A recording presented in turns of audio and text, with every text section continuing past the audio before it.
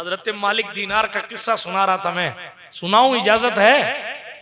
कितने लोग बोर हो रहे हैं हाथ उठाकर बता दें। अच्छा सब जग रहे हैं माशाल्लाह, सुभान अल्लाह। अल्लाह आपको सलामत रखे, आमीन तो कह दो, रस्सी थोड़ी काट रहा हूं।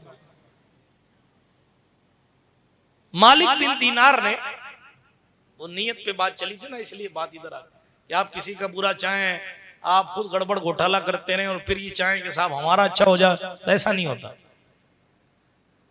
मालिक बिन दीनार के दिल में ख्याल आया कि साहब ये मस्जिद है, मैं इसका मुतवल्ली बनना चाहता हूं, मस्जिद का मुतवल्ली बनना चाहता हूं। मुतवल्ली बनने के लिए क्या करूं? तो उनके दिल में ख्याल आया खूब नमाज पढ़ो, अपने मस्जिद छोड़नी नहीं है जी, छोड़नी नहीं, खूब नमाज पढ़ो और दिन भी यहीं रहो और खूब देर देर तक यहीं बैठे रहो, ताकि लोग कहें बड़ा नमाजी आदमी, बड़ा अल्लाह वाला है, इसको अपने मुतवल्ली बना देते। ये किताब में लिखा, मेरा ज़हन नहीं कता कर रहा, तो इब्नुल जौज़ी की बहरुद्दुमू में लिखा है, तो जिसका उर्दू में तर्जुमा है आंसुओं का दरिया।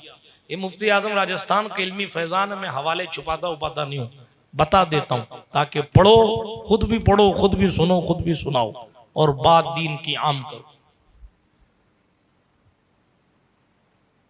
तो सरकार मालिक बिन दीनार 1 साल तक इसी तरह रहे, बढ़िया कपड़ा, बेहतरीन इबादतों पर इबादतें, अल्लाह अकबर, और कहीं ना कहीं गोशाए जहन में, गोशाए दिल में ये ख्याल,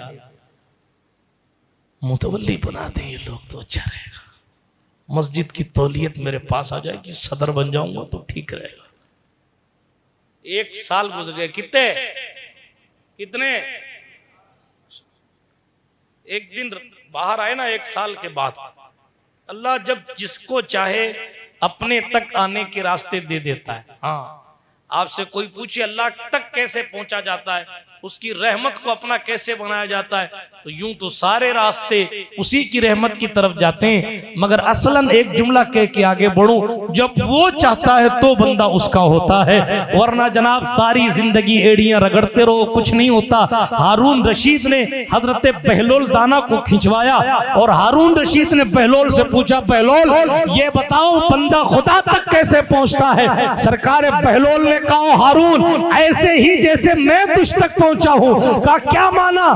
कहा मैं अपनी मर्जी से नहीं आया, तूने मुझे खिंचवाया तो मैं तेरे सामने आके खड़ा हूं। इसी तरह जब वो चाहता है तो अपने तक बंदे को बुला लेता है, और जिसे अपने तक आने की राह देता है फिर उसे कोई दूर नहीं करता, जिसे वो बुलाता है वो उसका हो जाए। बिरादराने मिल्लत इस्लामिया, तवज्जो है आपकी। सरकार मालिक बिन दीनार 1 साल गुजर गए, 1 साल गुजर गया, लेकिन अल्लाह अकबर लगे हुए इसी में, काश कोई मुतवल्ली बना दे, इसलिए इश्तरा नफल पढ़ रहे हैं, कोई मुतवल्ली बना दे। लेकिन साल भर गुजर गया, मुतवल्ली नहीं बनाए। और 1 साल के बाद मस्जिद से बाहर निकले ना, तो आवाज आई। इसी पर मैंने कहा जिसे चाहता है वो अपना बनाता है, जब चाहता है बनाता है। आवाज आई, ओ मालिक दीनार अब तो तौबा कर ले, अब तो तौबा कर ले। अल्लाह जाने कैसी आवाज थी, क्या मामला था, तड़प गए, आंखों से आंसू निकल गए। वापस मस्जिद में आए और मस्जिद में आके रात भर इबादत की, रात भर रोए, और रात भर इबादत करके जब रोए, तवज्जो है आपकी, हाँ सुभान अल्लाह, रात भर इबादत की और रात भर रोए और कहा मेरे मालिक मुझे माफ कर दे, मेरे मालिक मुझे माफ कर दे। जब सुबह हुई ना तो देखा उनके घर के दरवाजे पर भीड़ लगी हुई है। सुभान अल्लाह, भीड़ यूं ही नहीं आती, उसके लिए नियतों का क्लियर होना जरूरी होता है, दिल साफ होना जरूरी होता है।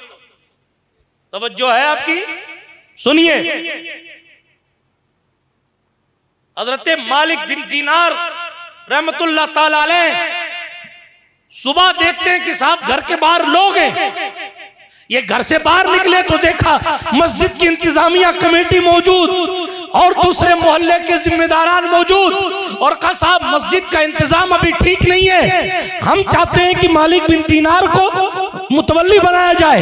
वो आपस में बात कर रहे हैं। दूसरे ने कहा बिल्कुल ठीक ठीक है मैं भी तायद करता हूँ। तीसरे ने कहा बिल्कुल ठीक है मैं भी तायद करता हूँ। इस बात पर इत्तेफाक हो गया कि मालिक बिन दीनार को मुतवल्ली बनाया जाए। मालिक फिर सजदे में आए और कहा मेरे अल्लाह साल भर तक मुतवल्ली बनने की ख्वाहिश रखी, कुछ नहीं मिला, एक रात दिल से तेरी इबादत क्या करी, ये ओहदा चलकर मेरी दहलीज पर आ गया, ये मकाम चलकर मेरी चौखट पे खड़ा है, मगर तेरी अज़मत की कसम खाता हूँ अब ना मुतवल्ली बनूंगा और ना मस्जिद छोड़ूंगा।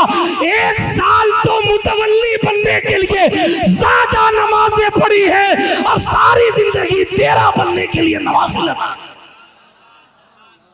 बात समझ में आ रही है आपको? ये नीयत का फर्क किसका? सुभान। आप किसी का बुरा चाहें, आप चाहें अच्छा हो जाए, नहीं होगा।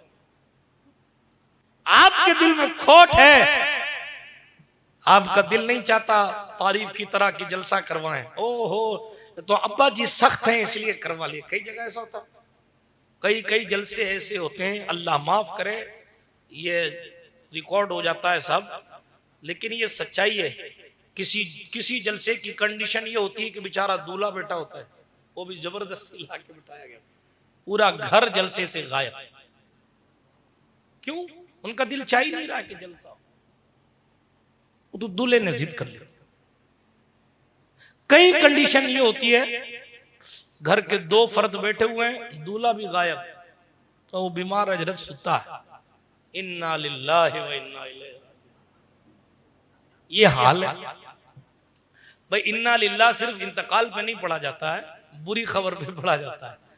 कोई भी मुसीबत हो, कुरान ने कहा अल्लज़ीना इज़ा असाबतहुम मुसीबा, जब मुसीबत पहुंचे कालू इन्ना लिल्लाहि व इन्ना इलैहि राजिऊन, तो उन्होंने कहा बेशक हम अल्लाह के लिए हैं और उसी की तरफ लौटने वाले हैं। ठीक है, बात समझ शरीफ में आ रही है? लेकिन होता है ऐसा, क्यों होता है कि नहीं होता? हाँ हाँ बिल्कुल होता है, मानो तो भी होता है, नहीं मानो तो भी होता है। हम भी कोई थाली तो बजाते नहीं है, तकरीरी करते हैं अल्लाह के फजल से, इसलिए माहौल हालात दिखे हुए। तो जलसों का भी वही हाल होता है फिर। हाँ, मुकर्रिरों से नात खानों से पूछा मजा नहीं आया, क्यों नहीं मजा आया यार? मजमा था, दीनी जलसा था, तो मजा क्यों नहीं आया? वो मजा ना आने में, माफ कीजिएगा जुमला अगर सख्त हो, मजा ना आने में कई मर्तबा जलसा कराने वालों की घुसपैठियां शामिल होती, क्योंकि उनको कराने में मजा नहीं आ रहा था, इसलिए नात खां को नात सुनाने में मजा नहीं आया, मुकर्रिर को बयान करने में मजा नहीं। बल्कि और क्लियर करूं, मजमे से भी कोई फर्क नहीं पड़ता, बिलखुसूस हम जैसे लोगों नहीं। क्यों? बंदा इखलास के साथ अगर दीन का काम करे तो उसकी लज्जत का मसला ही कुछ और हो। बात को बहुत तूल नहीं देना चाहता, सही मुस्लिम की हदीस पढ़ रहा था अभी, हदीस का एक हिस्सा, एक ही हिस्से पर बात हो रही है। पहली बात, बंदों के हवाले से हुजूर ने फरमाया कि हदीस कुदसी है, मेरे अल्लाह पाक ने फरमाया मैं अपने बंदों के गुमान के मुताबिक उनके मामलात करता हूं, जैसा उनका गुमान होता है वैसा उनका मामला हो। फिर आगे इरशाद फरमाते रसूल अकरम सल्लल्लाहु अलैहि वसल्लम, आहा सुभान अल्लाह, फरमाते कि अल्लाह पाक ने फरमाया जो मुझे याद करता है ना मैं उसके साथ होता हूं। जो मुझे याद करता है मैं उसके साथ होता हूं। फरमाया, फिर हुजूर फरमाते हैं आगे सुनो, जो मुझे दिल में याद करता है मैं भी उसे अकेला याद करता हूं। जो मुझे लोगों में याद करता है, जमात में याद करता है, सही मुस्लिम के अल्फाज हैं जिसका तर्जुमा करो, अल्लाह फरमाता है हदीस कुदसी, जो मुझे मजमे में जमात में याद करता है, जैसे आप लोग बैठेंगे जमात है, जमात में याद करता है, अल्लाह फरमाता है मैं फिर उस बंदे को उससे बेहतर जमात में याद करता हूं। कोई बंदा एक बालिश्त मेरे करीब आता है तो मेरी रहमत एक हाथ उसके करीब पड़ती है, कोई एक हाथ मेरे करीब आता है तो मेरी रहमत इतना, ये बाहें फैलाकर रसूल पाक अलैहिस्सलाम समझा रहे हैं कि मेरी रहमत उसको इतना बाजू फैलाकर फरमा इतने उसके करीब होती है। कोई बंदा मेरी तरफ चल के आता है तो मेरी रहमत की तरफ जाती है। अब आप अंदाजा कीजिए कि हम रिया बड़ी की महफिल में, इस जमात में अल्लाह का जिक्र करने के लिए शादी के मौकों पर अल्लाह के जिक्र की महफिल सजाते हैं। अल्लाह मासूम जमात में इस महफिल का और महफिल वालों का तज़किरा, इसीलिए तो करते हैं। फरमाया कुरान ने, फज़कुरूनी अज़कुरुकुम, तुम मुझे याद करोगे तो मैं तुम्हारा चर्चा करूंगा। इसलिए कि हम लिमिटेड लोग हैं, हमारी आवाज थोड़ी दूर तक ही पहुंच पाती है, हमें चंद लोग ही जानते हैं, तो हमारा जिक्र खुदा करना भी लिमिटेड है। वो अल्लाह अनलिमिटेड है।